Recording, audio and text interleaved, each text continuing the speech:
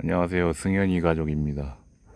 오늘은 아침에 운동하려고 나왔는데 보는 것과 같이 비가 내려가지고 운동하기에는 좀 글렀고, 그냥 여기 미륵사지 와가지고 분위기가 좋아가지고 여기서 이렇게 가볍게 걸으면서 일본의 전기요금이 왜 그렇게 비싼가에 대해서 좀 얘기를 좀 해보려고 합니다.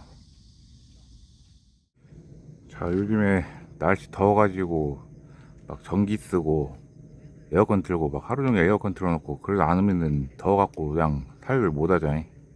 그러다 보면은 아무래도 전기세 나가고 그런 거 좀 걱정이 될 겁니다.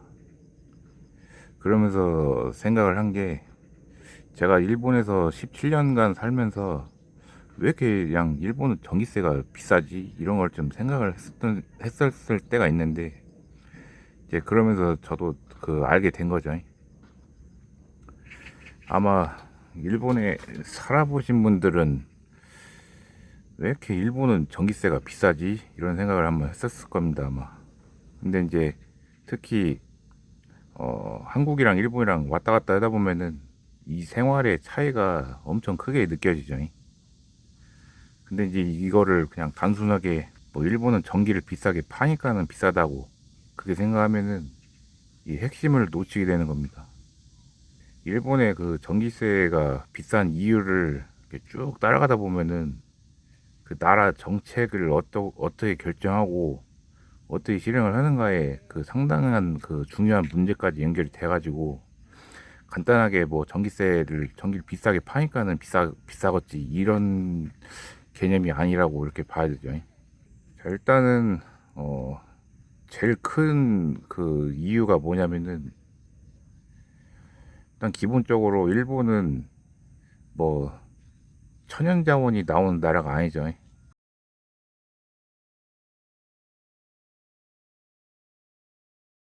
그러다 보니까 이제 한국처럼 대부분 해외에서 수입을 해갖고 써야 되니까는 아무래도 가격이 올라갈 수밖에 없고, 그리고 그 엔화 가치가 떨어지면은 또 발전 비용이 영향을 받다 보니까는 당연히 그거에 대한 영향을 받는 게 있고, 그다음에는 이제 좀 큰 그 원인 중에 하나가 이 후쿠시마 원전이 이게 사고가 나면서 전력이 부족해진 거를 LNG나 석탄 같은 거 이런 화력 발전으로 이렇게 보충을 하다 보니까는 그런 과정에서 좀 비용이 좀 부담이 커졌다, 일단 이렇게 볼 수가 있죠. 뭐 근다고 해서 일본이 뭐 그 정부에서 뭐 이런 거를 좀 해결하기 위해서 아무것도 안 하는 것은 아닙니다. 이제 좀 나중에 뭐 얘기는 하겠지만은, 예를 들자면 뭐 7차 에너지 기본 계획 뭐 이런 것도 이제 좀 방향성을 명확하게 제시를 하고 있고, 그런 게 있기 때문에 뭐 아예 손 놓고 있다 이렇게는 얘기를 하지 못하죠. 그 다음에 이제 큰 문제는 그 좀 역사적인 문제가 있는데, 일본에서는 전력 주파수가 두 가지가 존재를 합니다. 50Hz랑 60Hz 이렇게 두 개가 있는데, 이것 때문에 좀 전력망 그 공급이 잘 안 되는 게 있죠. 한국처럼 이렇게 다 통합된 것이 아니고, 그러다 보니까는 동경 쪽을 중심으로 동일본, 그리고 그 오사카 쪽을 중심으로 서일본 이렇게 나눠져 갖고 있는데, 거기서 동일본은 50Hz 쓰고 서일본은 60Hz를 씁니다. 이것도 이제 왜 나눠졌냐를 보면은, 옛날에 이제 그런 전력 사업 쪽이 그 발전 설비를 한 그 회사만 쓴 게 아니고 막 여기저기서 뭐 이렇게 따로따로 쓰다 보니까는 이게 통합이 안 된 거고, 그렇게 해서 계속 발전을 하다 보니까는 지금까지 이게 온 게 된 거죠. 그게 이게 계속 쌓이고 하다 보니까는 지금 이 전력망을 하나로 통일을 하기 위해서 들어가는 비용이, 새로 개선하는 비용을 충당을 못 하게 된 거죠, 그게. 그러니까는 이미 늦었다, 이렇게. 이미 뭔가 이렇게 통합을 하기에는 너무 비용이 너무 많이 들어가서 이게 할 수가 없다, 좀 그런 상황이라고 보시면 됩니다. 그러다 보니까는 어디서는 뭐 전력이 엄청 많이 생산이 됐는데 어디서는 뭐 부족하면 그쪽으로 보내질 못하는 거죠, 그게.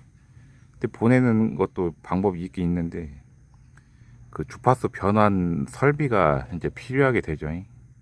주파수 변환을 한다고 해도 그게 한 번에 이게 되는 게 아니기 때문에 이런 시스템을 그 지역별로 뭐랄까 조금씩 이제 연결해서 그 개선을 한다 하고 있는 중이다 이렇게 볼 수가 있죠. 일단 이런 그 문제가 있기 때문에 일본은 그 전기세가 비쌀 수밖에 없다. 그러면은 뭐 정계에서나 뭐 정책적으로나 이렇게 손을 놓는 것이 아닌데 왜 이렇게 이런 문제가 빨리 해결이 안 되느냐 이런 좀 생각이 있을 수가 있습니다. 그 정책적으로 그 시간이 걸리는 이유가 한국하고 이제 일본의 행정 구조가 좀 다르기 때문에 그렇다고 볼 수가 있죠. 한국은 대통령 중심의 행정부가 좀 강하다고 볼 수가 있고, 그리고 일본은 내각제죠. 이런 좀 차이가 있습니다. 그래가지고 한국 같은 경우는 대통령실하고 정부 부처를 중심으로 해갖고 빠르게 이제 정책을 추진을 할 수가 있는데, 물론 이제 그 사회적으로 막 갈등이 생기면은 좀 그런 것 때문에 이제 늦을 수도 있는데, 아무튼 한국은 이렇게 되죠. 근데 일본은 의원 내각제고 결정하는데 정부뿐만이 아니라 여당 내부 그리고 관료 조직, 관련 업계 각종 이해관계 그런 조정이 되게 중요하기 때문에 일본에서는 한 번에 이렇게 딱 바꾸는 그런 게 안 되고 기존에 있던 것들을 조금씩 이제 바꾸는 과정이 좀 절차가 복잡하다 보니까는 잘 안 바뀌고 바뀐다고 해도 조금씩 이렇게 바뀌는 그런 게 있죠. 자, 그래서 국민들이 실제로 느끼는 차이가 생깁니다. 일본에서는 뭔가 이렇게 살다 보면은 예전이나 지금이나 별 차이 없는데 이런 걸 좀 많이 느끼죠. 이런 그 구도 때문에 그렇다라고 볼 수 있겠네요. 근데 이제 뭐 5년, 10년 그렇게 해도 실상적으로는 이렇게 세수를 올린다든지 뭐 사회보험료 특히 그 다음에 뭐 전기요금 뭐 그 밖에 뭐 주민세라든지 이런 거를 엄청 올려버리기 때문에 아니 세금만 겁나게 올려쌌고 뭐 변하는 것도 없는데 이러면서 이제 좀 불만이 생길 수밖에 없죠. 특히나 이제 한국 사람들 같은 경우는 성격도 빠르고 막 그냥 뭐 좀만 저기 하면은 막 국민들이 들고 일어서고 그런 무다인데 일본에서 행정이 이렇게 느린 것들을 보고 가만히 있고 그걸 이해를 못 하게 되죠, 그게.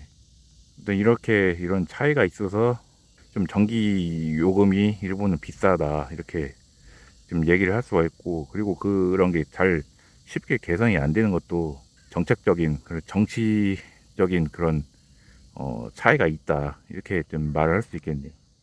너무 제가 이거에 대해서 좀 깊숙하게는 말씀을 못 드릴 것 같고 약간 두리뭉실을 하면서도 좀 뭔가 그 정확한 이유는 있다 이 정도로만 이렇게 말씀을 드리겠습니다. 왜냐면은 이게 뭐 너무 깊게 말을 하면은 또 뭔가 분란이 일어날 수 있기 때문에 딱 요 정도로만 이렇게 뭐 근다고 해서 이제 뭐 한국이 무조건 좋은가 하면 또 그것도 아니죠. 왜냐면은 한국은 제가 느낀 게 정권이 바뀔 때마다 되게 정책 방향이 크게 좀 바뀌는 걸 좀 많이 느꼈기 때문에 17년이면 벌써 바뀐 게 막 5번 거의 6번 가까이 이렇게 가차게 이렇게 바뀌었잖아요 지금. 그러면서 좀 올 때마다 뭔가 바뀌어 있다라는 거를 좀 많이 느꼈습니다 한국은. 그러다 보니까는 그게 또 마냥 좋다고만은 또 볼 수가 없죠. 아무튼 이렇게 그 각 나라에 이런 장단점이 있다 이렇게 좀 정리를 할 수가 있겠네요. 이런 거를 이렇게 생각을 하다 보면은 좀 약간 문화적인 차이 이런 것도 좀 느낄 수가 있죠.